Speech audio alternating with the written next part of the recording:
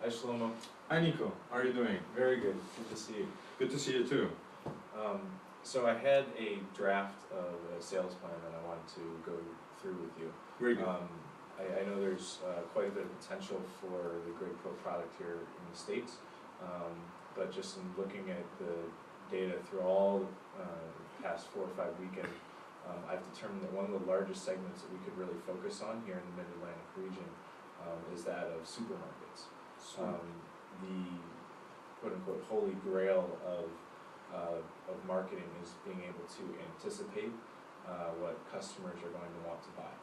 And I've identified 4 different supermarket chains, Food Lion, Wegmans, A&P, and Kroger, that have a tremendous amount of this data but haven't yet implemented systems that can compute all of that to pass it on to their customers in forms of marketing. So what I was thinking was not going after all 4 of those quite at once, but building I grew up in Rochester, New York, building from the Wegmans supermarkets there, using that as a test case, and then going from there to Kroger, after that to A&P, and after that to Food Lion. What are your thoughts on that? So do you feel like these guys would be willing to adopt our technologies? And if yes, like, do you think that the supermarkets are our real customer, or there's someone else who is managing all the advertising and marketing part that you mentioned? I think the supermarkets are the end customer, because at the end of the day it's their profit margins which could increase by having a more targeted message.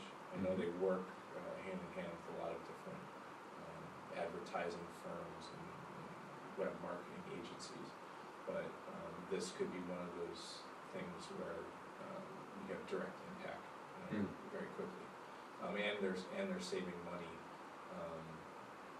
up front too. Okay. And do you have contacts in this world? That's something I want your assistance with. Yes, I have some, but I've also identified a couple trade shows which we could go together and meet more. Typically, we would like to meet with the CIO of some of these chains, as well as the director of marketing. And I think the combination of us, you working with the CIO level, and you working with the director of marketing, we can go as we learn to do with the attack from the bottom as well as the top, so that they would adopt our technology. So, do you feel that what you're suggesting me is to go and start from the supermarket, so from a marginal, let's say a marginal application of what they do, right, for the marketing part of advertising? Do you feel that we could then leverage this experience with our bigger companies, where our product could be at the center of what they do, so of their computation requirements? I really hope so, and I think it could get to that.